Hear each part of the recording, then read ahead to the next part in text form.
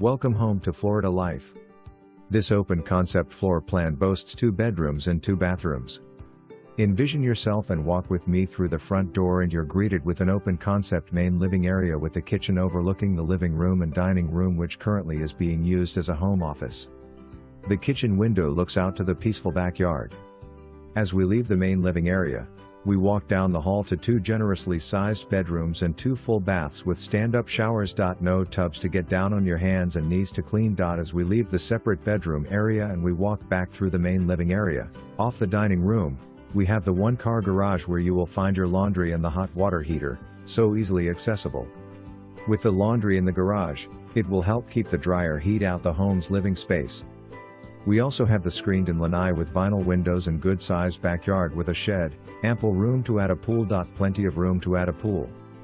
Quiet, no hoa neighborhood in Kenneth City. Please click on virtual tour link for a walkthrough tour. Come see it today before it's gone.